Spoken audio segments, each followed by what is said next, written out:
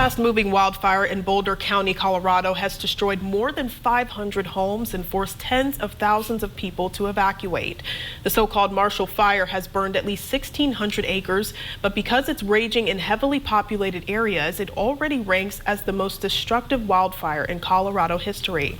People living in the towns of Superior and Louisville have had to evacuate, and authorities say because of the scope of the fire, they would not be surprised if there are injuries or fatalities. They say downed power lines due to high winds may have started the fire. Police in Naples, Florida had to put down a rare tiger that was attacking a worker at the Naples Zoo.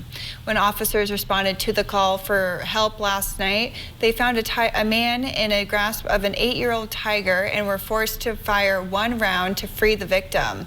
The man, part of a third-party cleaning crew, apparently entered the restricted area and got too close to the tiger's enclosure and reached through the bars.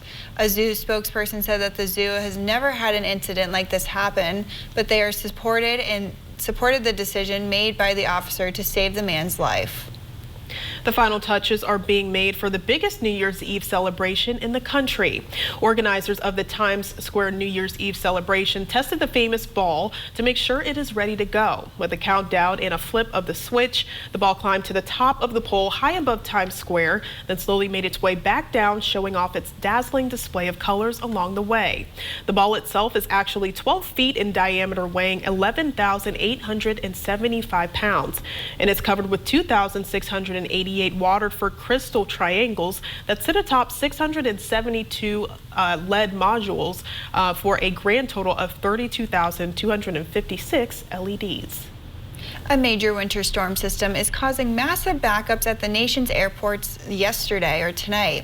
It comes as airlines are already reeling from those COVID sick outs heading into another busy holiday weekend. Steve Patterson reports. Tonight, the great cancellation of holiday air travel now on a collision course with the new year. After 4 days in a row of more than 1,000 cancellations, airlines are trimming down even more. Got to the airport, got on the plane, everything was fine, and then one of the pilots didn't show up. Delta already announcing a cutback of 200 to 300 flights every day through the New Year's weekend.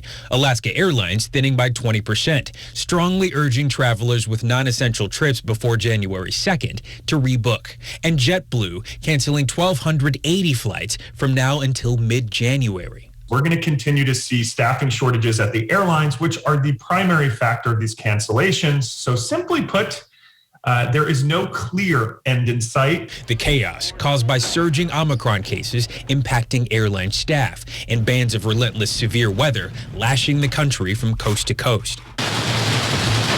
11 million in the south at risk of hail, powerful winds, and possible tornadoes by tomorrow, like what may have touched down in Alabama after it tore through the region. We've got a lot of structure damage. We've got windows blown out. We've got roofs that are in the middle of the street. And a massive winter storm is making its way east, expected to dump several inches of snow from Denver to Detroit, right in time for the holiday weekend. They'll either send it out on Carousel 6. A guarantee that this year's travel nightmare is also next year's. Steve Patterson, NBC News.